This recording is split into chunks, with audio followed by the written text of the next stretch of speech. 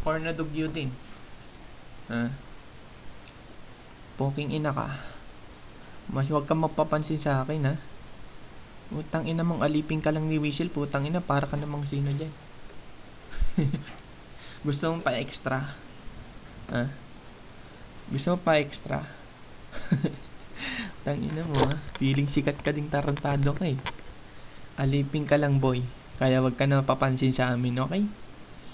Katulad ka rin ni Rekang tanga, eh. O, kita mo si Reka nag-iba. Nagtanggal ng tenga. Ayaw yung maputang ina masabihan na dugyot siya. Di ba? Ano mga mukha kasi kayong mga bakulang, eh.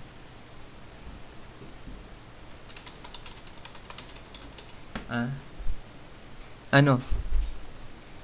Mga dugyot na convict.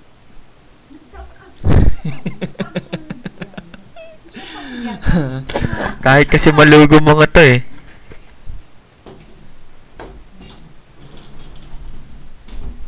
Kahit napaliguan mo sa pabangong mga to, nagmumukha pa rin anidoro, eh. Mga tangengot na convict, putang ina. Hanggang ngayon, wala pa rin mapala, putang ina. Mga pinapalamon lang kasi kayo ng dura, eh.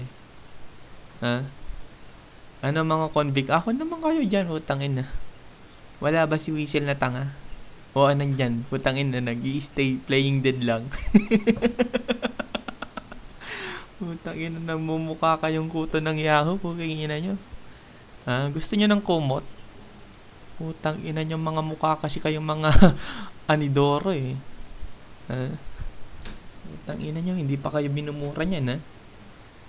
Next na video, mumurahin kayo ng todo, mga tanga. Convict, putang ina. Ano yan? Weak na clan? Kita nyo naman YouTube viewers, ha? Si Reka, nagtanggal ng tenga. Outburst.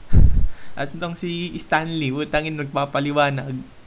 Putang ina, yung laro niya, putang ina. Tapos putang ina, magpapaliwanag kayo sa akin, mga tanga.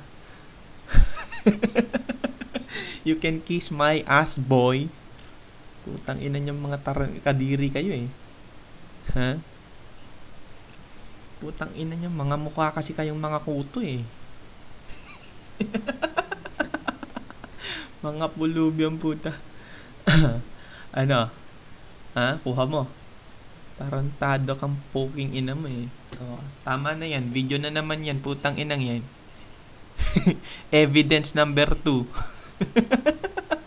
Kung paano binaon ang mga convict class. Di ba?